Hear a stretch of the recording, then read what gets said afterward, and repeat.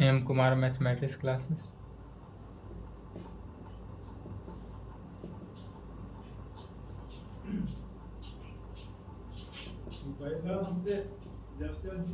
Class 12th हुआ, lecture 4। क्या चल रहा है? इंटीग्रेशन, समाकलन। इंटीग्रेशन चल रहा है, इसका डेफिनेशन एंड रिजल्ट था।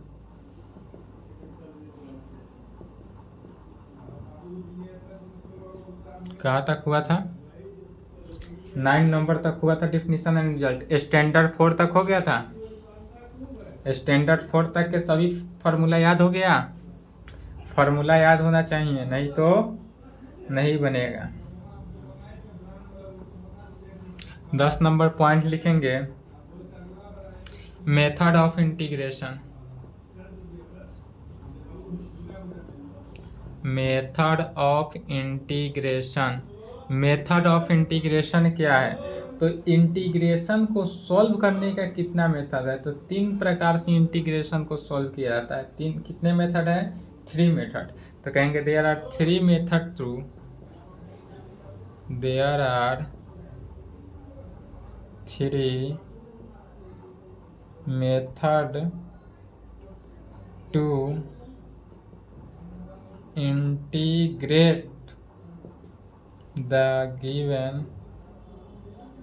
function. There are 3 methods to integrate the given function. पहला method of transformation, method of transformation.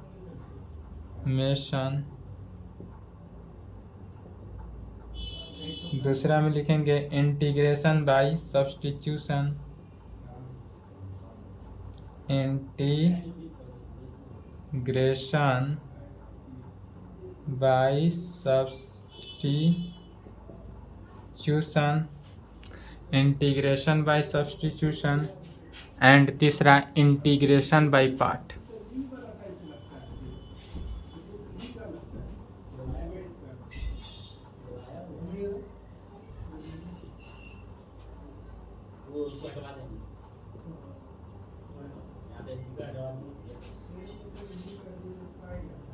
Integration by part या integration by part NCERT book में एक्सरसाइज 7.6 में दिया हुआ है। चलिए हिंदी लिखना चाहे तो लिख लेंगे। मेथड ऑफ इंटीग्रेशन का, दिया हुआ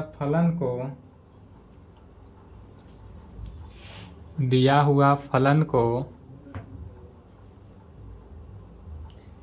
3 प्रकार से समाकलन किया जाता है। दिया हुआ फलन को 3 प्रकार से समाकलन किया जाता है। पहला मेथड ऑफ ट्रांसफॉर्मेशन, मैंने ट्रांसफॉर्म करके एक रूप से दूसरे रूप में करके, जैसे कि अब एक रूप से दूसरे रूप में कैसे करेंगे? तो जैसे कि एग्जाम्पल के थ्रू आपको बता रहे हैं।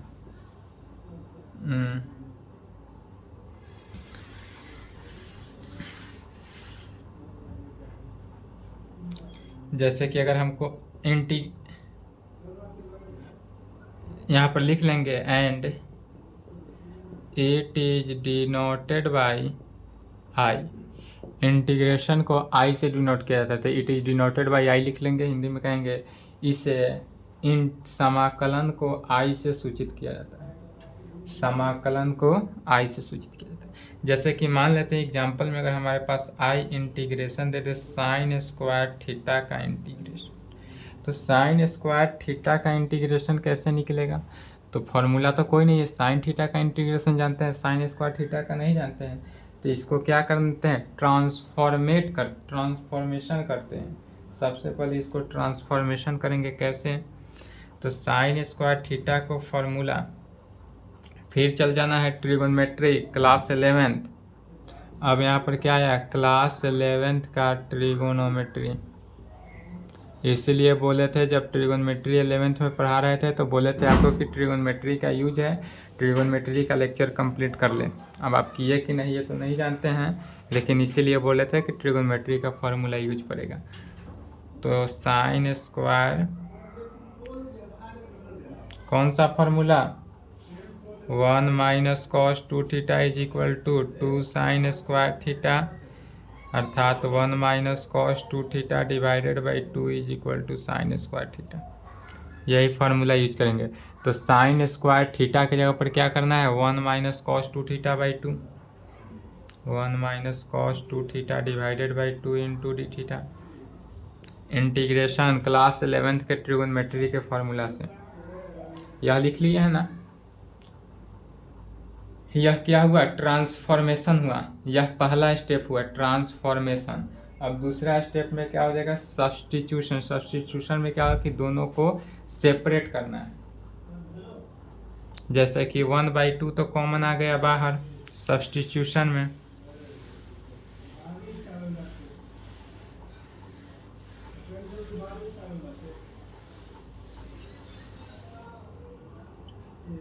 वन बाई टू कॉन्स्टेंट हो गया बाहर, 1 माइनस कॉस 2 थीटा का integration.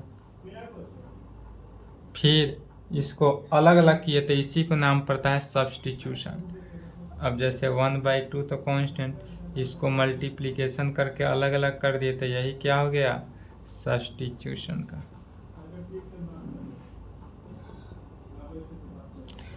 Integration of D theta का इंटीग्रेशन थीटा और माइनस कॉस 2 थीटा का इंटीग्रेशन, तभी बताए थे जस्ट कॉस 2 थीटा का इंटीग्रेशन क्या आ जाएगा, कॉस थीटा का इंटीग्रेशन साइन थीटा, तो साइन 2 थीटा हो गया। और जितना भी थीटा होता है उसमें थीटा के एक्स के कोफिशिएंट अर्थात थीटा के कोफिशिएंट से डिवाइड कर दिए तो कितना हो गया 2, और plus arbitrary constant C. Plus क्या करना है, ऑर्बिटरी कांस्टेंट सी, अर्थात 1/2 into theta minus 1/4 sine 2 theta plus C. C क्या है, तो arbitrary constant, where C is equal to arbitrary constant. Integration by part जो है तीसरा रूल, वह 7.6 तक चलेगा तब बताया जाएगा। सॉरी 7.6 में 7.6 में चलेगा इंटीग्रेशन बाय पार्ट। अभी उसका फार्मूला भी नहीं लिखे हैं, इंटीग्रेशन बाय पार्ट का भी फार्मूला भी नहीं दिखाया गया है।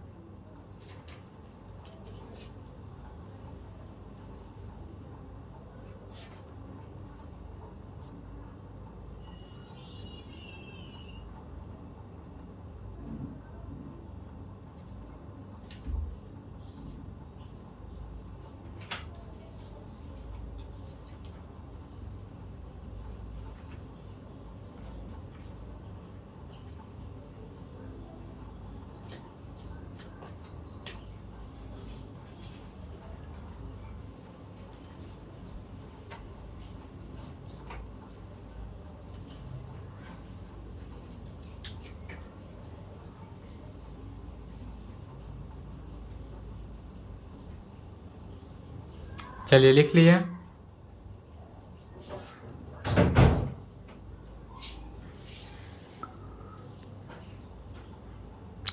इंटीग्रेशन जो है, इंटीग्रेशन को हमने कितने भागों में बांटे थे, 2 भागों में बांटे थे, डिफिनिट इंटीग्रेशन और इनफाइनाइट इंटीग्रेशन। तो इनफाइनाइट इंटीग्रेशन तो हो गया जिसका कोई लिमिट नहीं होता है। डिफिनिट इंटीग्रेशन थोड़ा सा समझ ले, उसके बाद नेक्स्ट क्लास में प्रॉब्लम चलेगा। टॉपिक डालेंगे definite integration.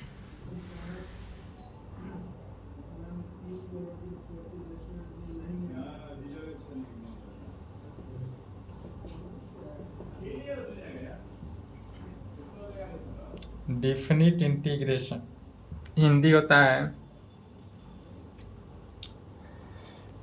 Definite integration Hindi में लिखेंगे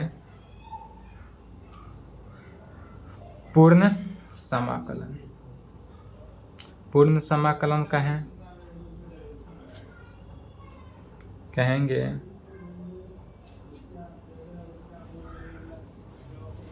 लिख लिए हैं? नहीं लिखे तो वीडियो रोक लें।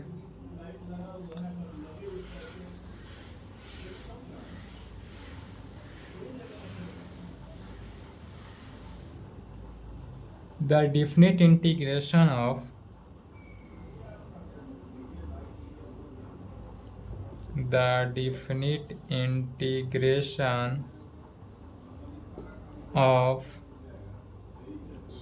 फंक्शन f(x) किसका डेफिनिट इंटीग्रेशन होगा? तो जो हमारे पास गिवन फंक्शन f(x) होगा उसी फंक्शन f(x) का होगा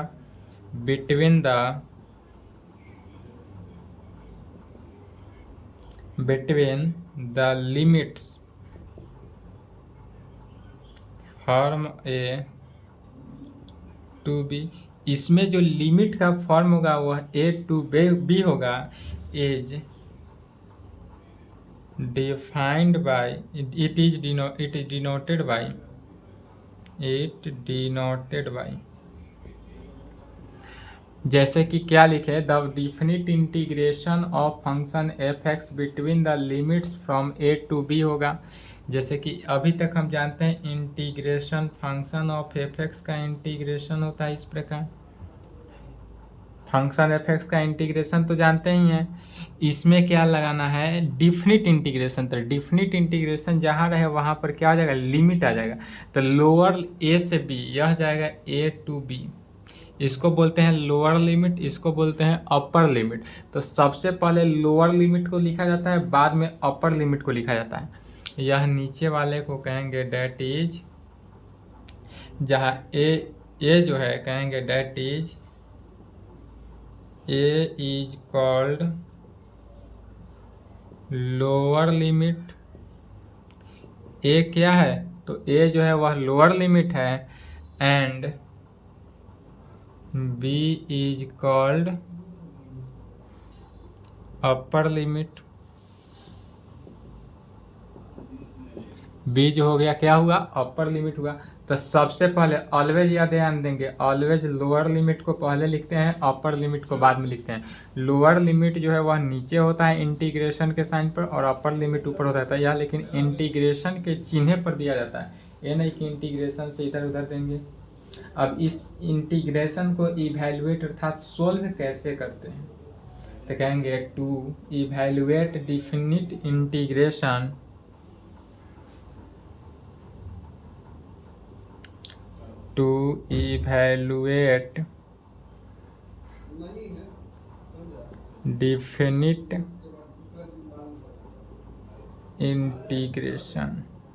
डेफिनिट इंटीग्रेशन। तो डेफिनिट इंटीग्रेशन क्या है?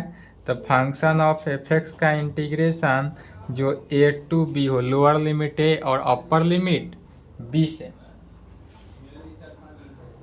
वी फर्स्ट फाइंड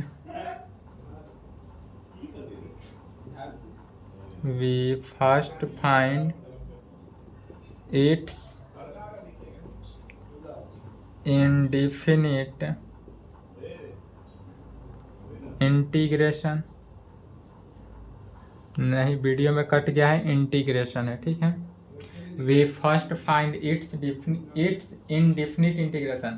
जब भी हमको डिफिनिट इंटीग्रेशन निकालना हो तो वी फर्स्ट मैंने क्या लिखे? सर्वप्रथम हमको इनडेफिनिट इंटीग्रेशन निकालना ही है। जब तक इनडेफिनिट इंटीग्रेशन नहीं निकालते हैं तब तक यह डिफिनिट इंटीग्रेशन नहीं निकलेगा।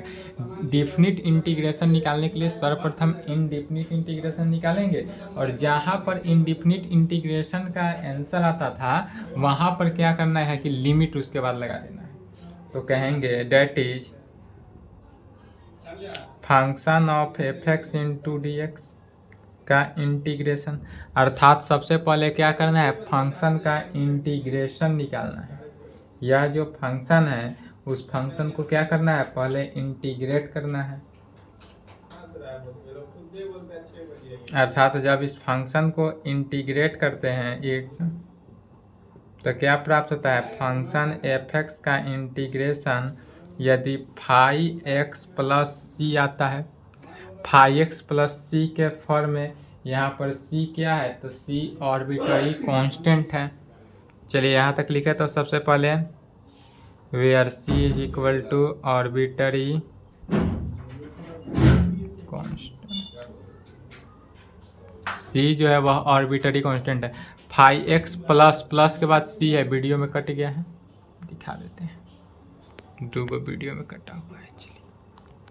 चलिए आपको कहीं से प्रॉब्लम ना हो इसका पूरे ख्याल रखा जा रहा है। आप समझ में आ गया? चलिए यहाँ तक लिखें, आपको कहीं से दिक्कत नहीं होगा। इसका हिंदी की तो आवश्यकता है नहीं। चलिए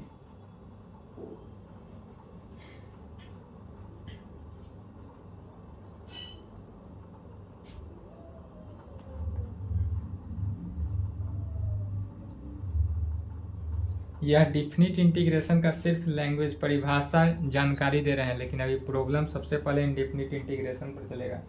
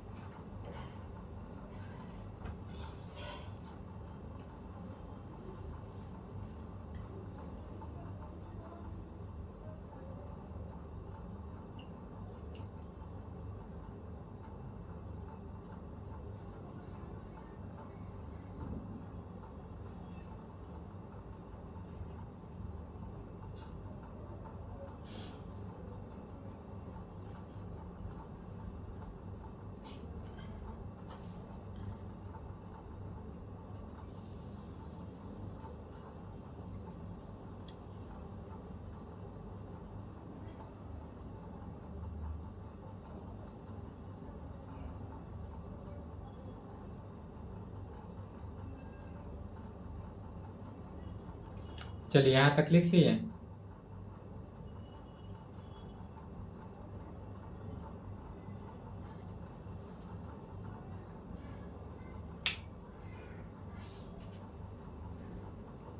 इधर मिटा दे, नहीं लिखे तो वीडियो रोक लेंगे।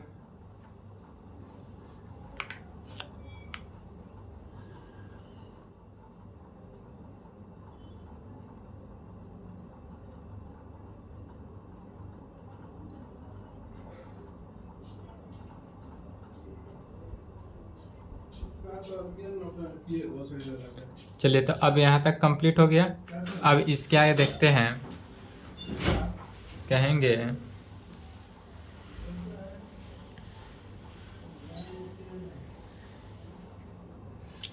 इफ यदि, इसी को रिवाइज कर रहे हैं थोड़ा सा बैक।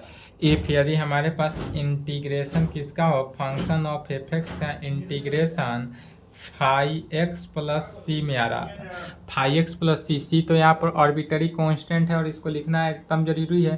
तो इफ यदि हमारा फंक्शन ऑफ एफ एक्स का इंटीग्रेशन फाइव एक्स प्लस सी में आ रहा हो, यह क्या है इनडिफिनिट इंटीग्रेशन में, तब इनडिफिनिट इंटीग्रेशन में, तब डिफिनिट इंटीग्रेशन में क्या होगा, तो कहेंगे देन तब integration of function of F x into D x तरह इसमें लिमिट लग जाएगा ए टू बी जो लिमिट लगा, या फिर कैसे हो जाएगा, तब फाइव एक्स प्लस सी, माने इनडिफिनिट इंटीग्रेशन का जो सॉल्यूशन आया, यह फंक्शन ऑफ एफ एक्स का इंटीग्रेशन का सॉल्यूशन जो आया फाइव एक्स प्लस सी में, इस पर क्या करना है, चार्ज लगा देते हैं, लिमिट लगा देते हैं A to B, lower limit to upper limit, A to B लग जाता है।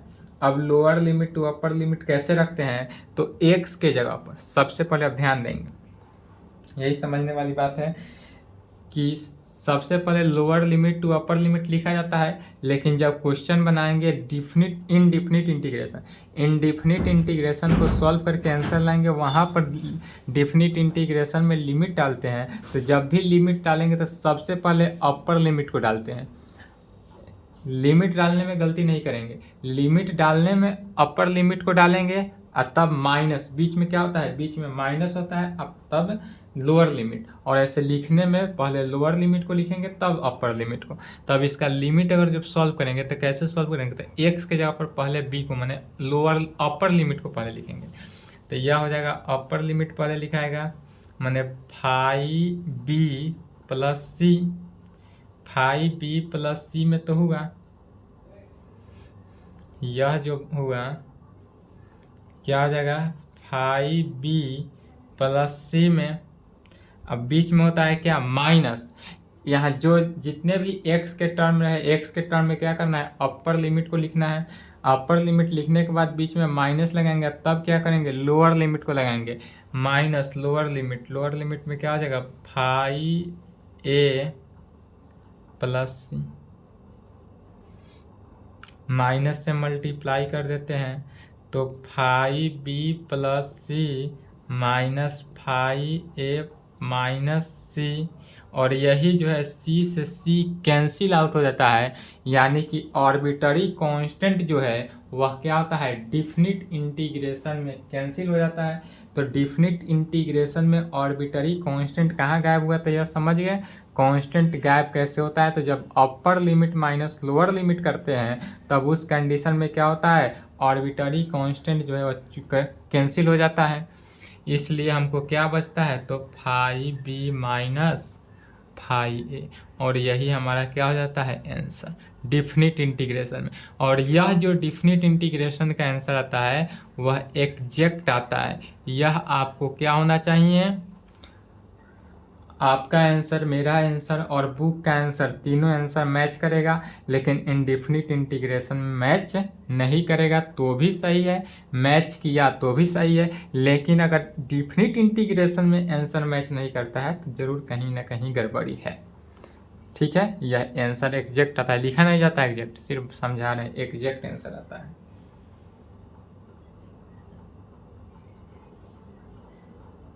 इसका एग्जाम्पल, डिफिनिट इंटीग्रेशन का एग्जाम्पल जो है, जब डिफिनिट इंटीग्रेशन पढ़ाया जाएगा तब, अभी नहीं। यहाँ तक लिखे,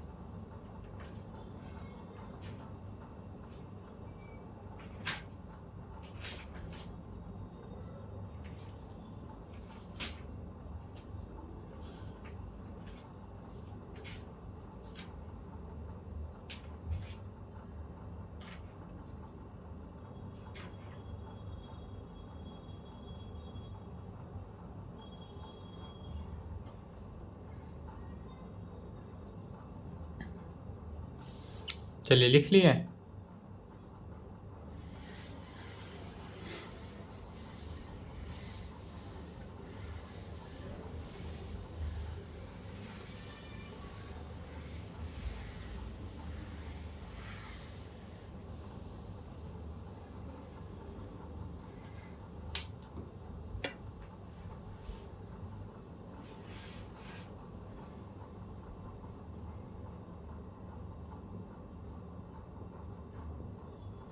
integration formula use, trigonometry 11th class,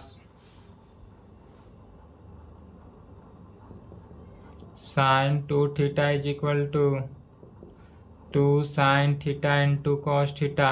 यदि सभी के सभी फार्मूला याद है तो लिखने की आवश्यकता नहीं है, और नहीं याद है तो लिखने की भी आवश्यकता है और याद करने की भी आवश्यकता है, क्योंकि इसके बिना क्वेश्चन बनाने में आपको तकलीफ होगा।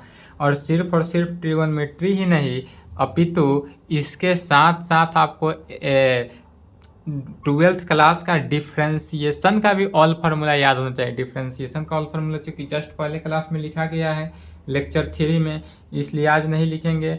यह जो साइन 2 थीटा है ट्रिगोनोमेट्री है, ये अगर आप चाहें तो जाकर प्ले लिस्ट में, या आप जितने भी ट्रिगोनोमेट्री का फार्मूला है, सिर्फ और सिर्फ ट्रिगोनोमेट्री का फार्मूला हम लिखे बनाए होंगे, प्ले लिस्ट में जाएंगे तो इंट्रोडक्शन का इंट्रोडक्शन में जाएंगे 11th क्लास का, 11th क्लास का इंट्रोडक्शन जाएंगे, उसमें लेक्चर 2 आपको मिलेगा। लेक्चर 1 नहीं देखना है, लेक्चर 2 देखना है। लेक्चर 2 में आपको सिर्फ और सिर्फ 11th क्लास का क्या है, ट्रिगोनोमेट्री का फॉर्मूला है, वह देख लेंगे। अगर नहीं ध्यान में है तो उसमें टोटल फार्मूला मिल जाएगा, अभी जो यूज पड़ेगा उसको लिख रहे हैं।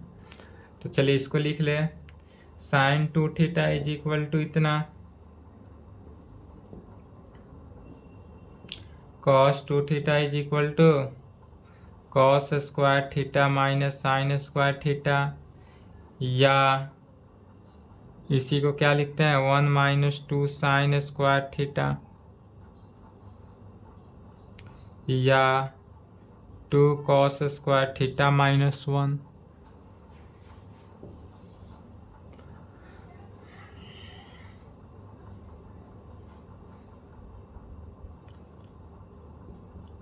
One plus cos 2 theta is equal to 2 cos square theta.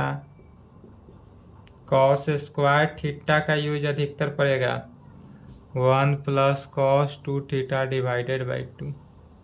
Cos square theta है, डायरेक्ट यह फॉर्मूला यूज करेंगे। 1 minus cos 2 theta is equal to 2 sine square theta. Sine square theta is equal to 1 minus cos 2 theta divided by 2।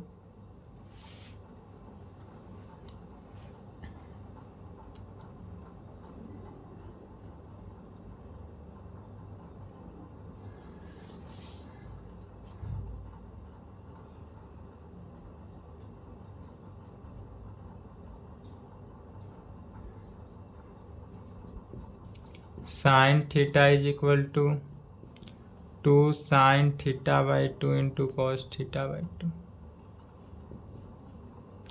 Cos theta is equal to cos square theta by 2 minus sine square theta by 2, या 1 minus 2 sine square theta by 2, या 2 cos square theta by 2 minus 1 में 2 cos square theta by 2 minus 1। चलिए यहाँ तक लिखे तो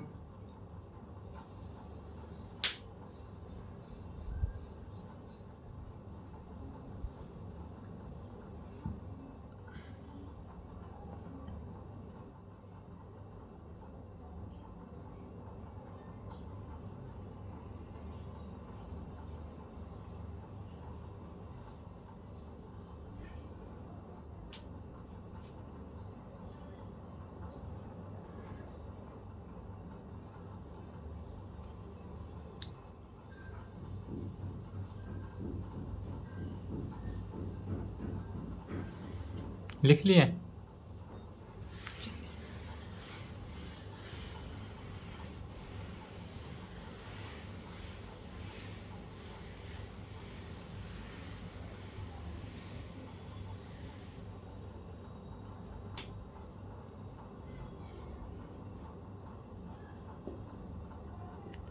one plus cos theta is equal to 2 cos square theta by 2,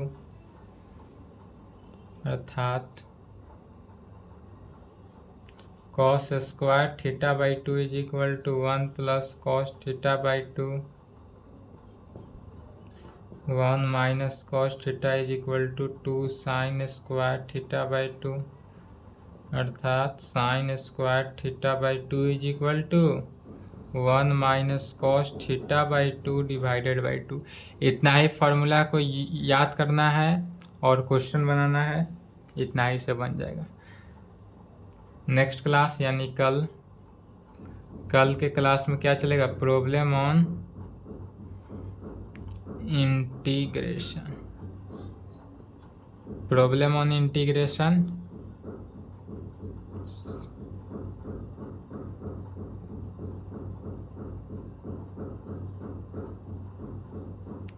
समाकलन के प्रश्न।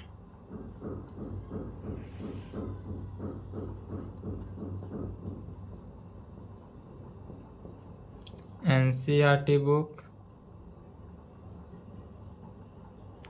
एक्सरसाइज 7.1।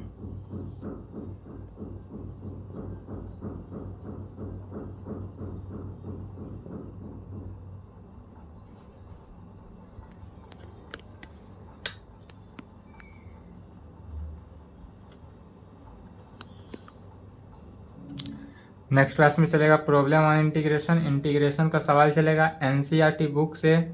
एक्सरसाइज 7.1 बना के लाना है। नेक्स्ट क्लास में एक्सरसाइज 7.1 चलेगा। 7.1 से 7.3 तक का थ्योरी हो गया है। 7.4 तक का थ्योरी हो गया। 7.5 का नहीं हुआ है क्योंकि 7.5 में पार्शियल इंटीग्रेशन पार्शियल है, तो पार्शियल फ्रैक्शन है। 7.5 में पार्शियल फ्रैक्शन है। 7.6 अभी पार्शियल फ्रैक्शन का थ्योरी नहीं दिए हैं। 7.6 में इंटीग्रेशन बाई पार्ट है, उसका भी अभी नहीं दिए हैं थ्योरी। यह दो थ्योरी बचा है, बाद बाकी सभी के सभी थ्योरी क्या है, कंप्लीट है। तो एनसीईआरटी बुक एक्सरसाइज 7.1 से लेकर 7.4 तक बनाएंगे। साथ साथ अदर बुक भी बनाएंगे। अदर बुक में भी अगर आपको परेशानी हो, ऐसे तो होगी नहीं, अगर होती है तो आप इस नंबर पे क्वेश्चन को भेजेंगे, आपका दिया हुआ क्वेश्चन नेक्स्ट क्लास में सॉल्व हो जाएगा। ठीक है, तो आज की क्लास को यहीं पे संपन्न करते हैं। इसके आगे नेक्स्ट क्लास यहाँ तक कंप्लीट कर लें। ओके,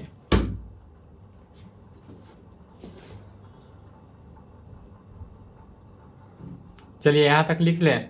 यदि आपको यह सब फार्मूला याद है तो फार्मूला लिखने की आवश्यकता नहीं है, और नहीं याद है तो लिखने की भी आवश्यकता है और याद करने की भी आवश्यकता है, क्योंकि आपका जो एग्ज़ाम होगा वह फरवरी के फर्स्ट वीक में फरवरी के 1 या 2 फरवरी से स्टार्ट हो ही जाएगा।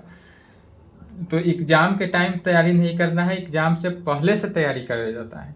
एग्ज़ाम के टाइम तैयारी करता है कौन, जिसको सिर्फ और सिर्फ पास होना रहता है। तो अगर एग्ज़ाम के टाइम आप तैयारी करते हैं तो सिर्फ पास होते हैं, लेकिन एग्ज़ाम से पहले आप अगर तैयारी करके बैठते हैं तो आप अच्छे नंबर से पास होते हैं। तो पास होना और अच्छे नंबर के साथ पास होना, दोनों में बहुत का डिफरेंस है। इसलिए पास नहीं होना है, अच्छे नंबर से पास होना है। तो चलिए यहाँ तक कंप्लीट करें। आज की क्लास को यहीं पे संपन्न करते हैं। अदर बुक अवश्य बनाएंगे।